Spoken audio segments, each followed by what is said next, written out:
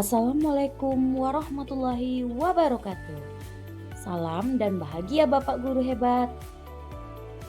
Perkenalkan, saya Putu Ayu dari CGP Angkatan 9 Kota Padang Panjang. Saya berasal dari SD 9 Padang Panjang Timur. Pada kesempatan kali ini, saya akan mencoba mengkoneksikan antar materi modul 1 dengan modul 2.1, yaitu pembelajaran berdiferensiasi. Mari kita mulai dengan menggali pemahaman kita mengenai apa itu pembelajaran berdiferensiasi. Bapak Ibu guru hebat, pembelajaran berdiferensiasi adalah sebuah upaya nyata seorang guru untuk dapat menghadirkan pengalaman belajar yang maksimal yang dapat memenuhi kebutuhan peserta didik yang berbeda-beda. Artinya, setiap proses pembelajaran yang dihadirkan adalah proses pembelajaran yang mendukung setiap peserta didik yang ada di kelas. Bapak Ibu semua pasti menyadari bahwa masing-masing peserta didik itu merupakan pribadi yang unik. Mereka memiliki karakter yang berbeda-beda. Mereka tidak memiliki karakter yang sama, baik dari sifat, sikap, maupun kemampuan mereka atas suatu pembelajaran. Karena peserta didik kita merupakan pribadi yang unik, maka mereka akan berbeda dalam kebutuhan pembelajarannya.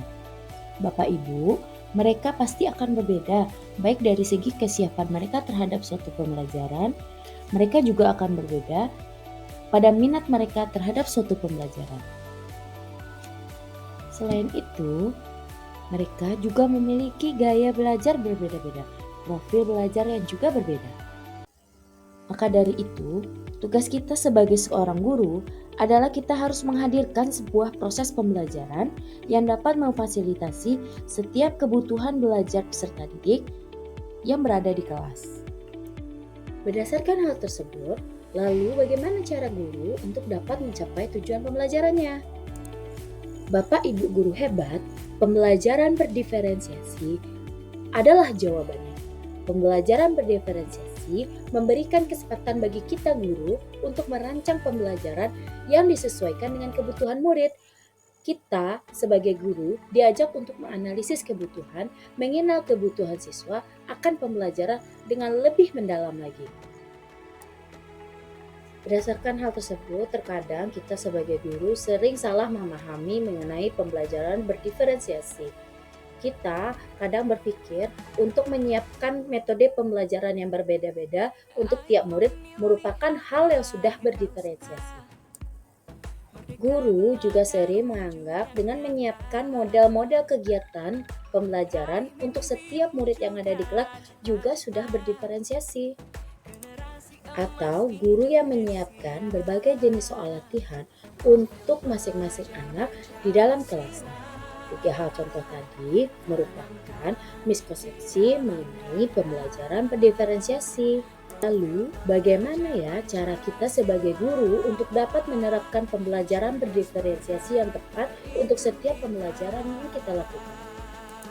Langkah yang harus Bapak Ibu guru lakukan adalah yang pertama, Bapak Ibu guru hebat harus memahami mengenai tujuan pembelajaran yang akan dicapai. Kemudian, Bapak Ibu juga harus menganalisis serta merespon semua kebutuhan belajar siswa. Kemudian, Bapak Ibu guru hebat menghadirkan suasana pembelajaran yang mengundang siswa untuk belajar. Bapak Ibu juga harus menerapkan manajemen kelas yang baik. Tak kalah penting, Bapak Ibu tetap harus melakukan penilaian yang berkelanjutan. Ada 3 aspek yang dapat mempengaruhi kebutuhan belajar siswa. Yang pertama yaitu kesiapan belajar. Kesiapan belajar siswa sangat berbeda-beda. Untuk itu, guru harus mampu menilai kemampuan awal dan menentukan apa yang telah siswa pahami serta di mana siswa berada, apakah di ranah abstrak atau ranah konkret, ranah dasar atau ranah mahir. Yang kedua adalah minat belajar. Minat belajar setiap anak pasti berbeda-beda.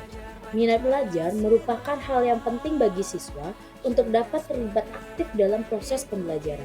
Yang ketiga yaitu profil belajar siswa. Profil belajar berkaitan dengan lingkungan, budaya, latar belakang, gaya belajar, dan kecerdasan majemuk yang ada pada siswa.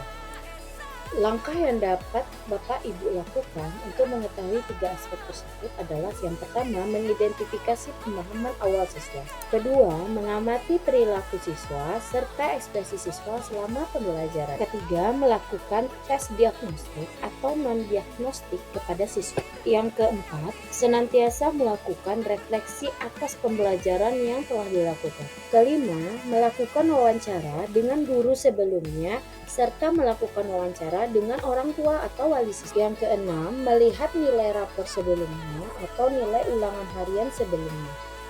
Strategi yang dapat dilakukan oleh guru adalah dengan melakukan pembelajaran berdiferensiasi konten, berdiferensiasi proses, berdiferensiasi produk. Dalam ketiga strategi ini, Bapak Ibu dapat melakukan salah satu atau bahkan mengkombinasikan ketiga bentuk diferensiasi tersebut. Diferensiasi konten pada pembelajaran adalah proses pemberian materi yang disesuaikan dengan aspek kebutuhan murid. Dapat dilihat dari aspek kesiapan belajar, minat belajar, profil belajar, atau kombinasi ketiganya.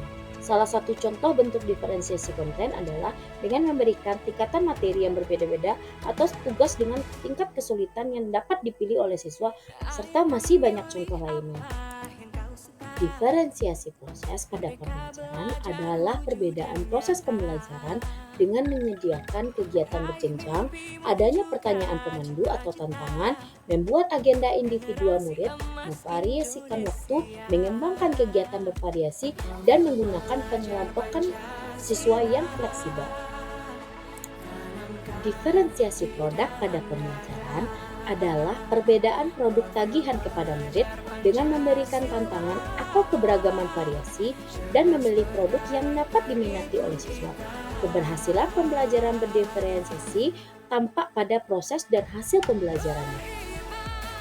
Tak kalah penting dari penerapan strategi berdiferensiasi, guru juga harus memahami mengenai penilaian berkelanjutan.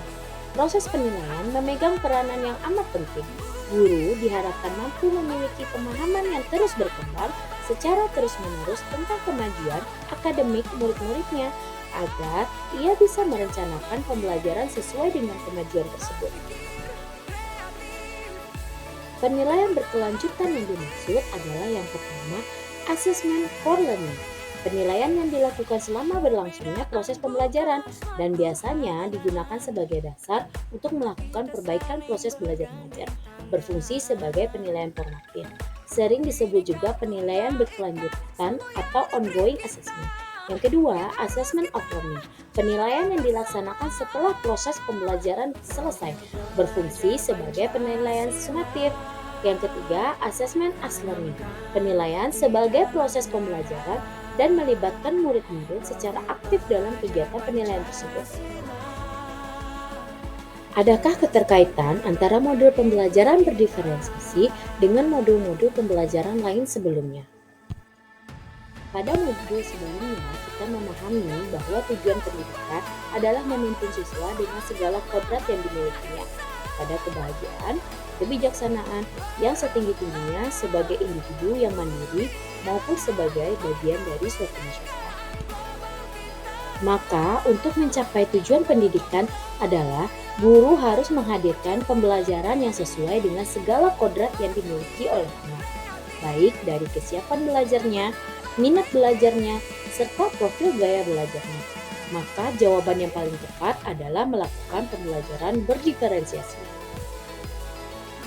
Untuk melaksanakan pembelajaran berdiferensiasi, maka guru harus berpihak kepada murid, berinovasi, mandiri, kreatif, berkolaborasi, dan senantiasa melakukan refleksi terhadap pembelajaran yang telah dilakukan.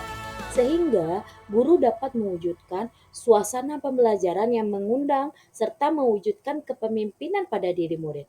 Hal ini sesuai dengan nilai serta peran guru penggerak. Dengan menghadirkan pembelajaran berdiferensiasi, merupakan upaya yang dapat dilakukan oleh guru untuk mewujudkan visi guru penggeraknya dan dapat melakukan perubahan pembelajaran ke arah yang lebih baik lagi. Dalam melaksanakan kegiatan pembelajaran berdiferensiasi, peran lingkungan belajar amatlah penting. untuk menghadirkan suasana belajar yang dapat mengundang siswa untuk belajar, maka guru dapat melakukan upaya membuat kesepakatan kelas dan kesepakatan pembelajaran, serta dapat menanamkan disiplin positif kepada diri siswa untuk dapat memunculkan nilai-nilai positif dalam dirinya. Terima kasih, salam dan bahagia. Semoga dari apa yang saya sampaikan tadi dapat memotivasi Bapak Ibu untuk dapat melakukan pembelajaran berdiferensiasi sehingga kita akan selalu tergerak, bergerak, dan menggerakkan. Assalamualaikum warahmatullahi wabarakatuh.